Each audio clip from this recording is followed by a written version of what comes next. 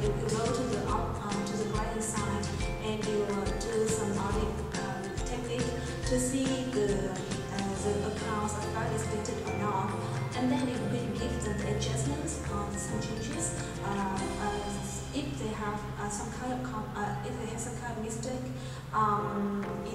when presenting their financial statements. And after the audit, after each audit engagement, you often give some kind of recommendations or advice to the client for the operation improvement in the future.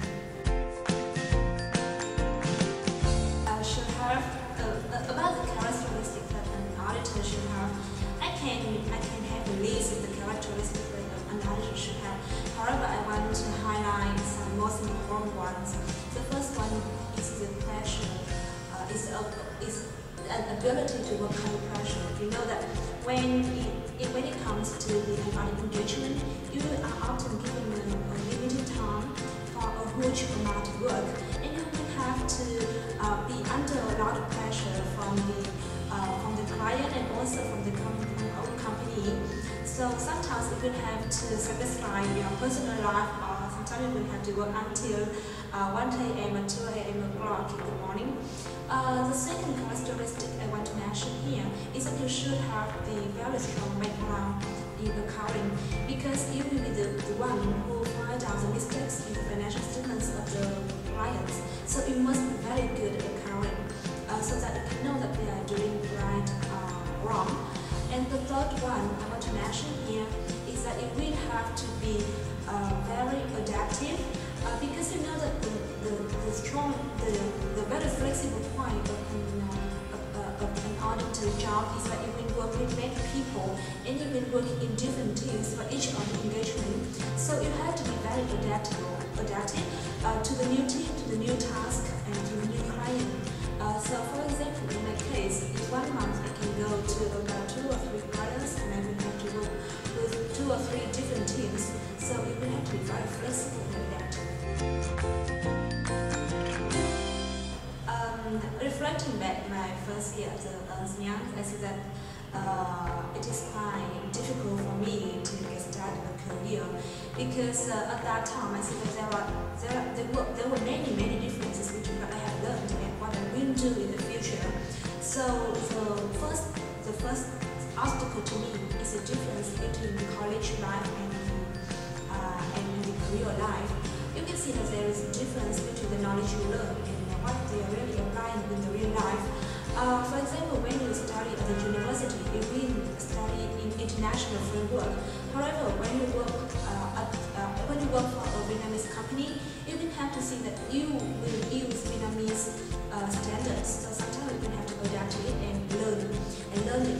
The second point is that the second obstacle is that I will have to learn many new things. For example, when you go to the university, you can only learn the basic things, the core things. However, when you go to work, you will have to know that the current regulation, for example, and you will have to be updated with that. And at the same time, when you are at the college life, you have less time working. However, when you go to the career life, you can see that you spend 8 hours a day, even more, staying in the office and work. I still remember my feeling when my first day at work. You know that when we came to the office at 8 o'clock, when everything is still in the morning, and when I step out of the office, it is 8 p.m. So I see that it is very terrible when you don't know how a day passed by one day. So it is very difficult for you, but it will take you about 2 or 3 months to get it out, and now you can see that the college life or the career life is okay. Some kind of advices. I just want to give you an advice that just live fully at your college time, because at your college time you will have many chances to expose yourself to many new things. You are not bound by any responsibilities or some kind of expectation, too much expectation. However, you should at the same time plan about your future career.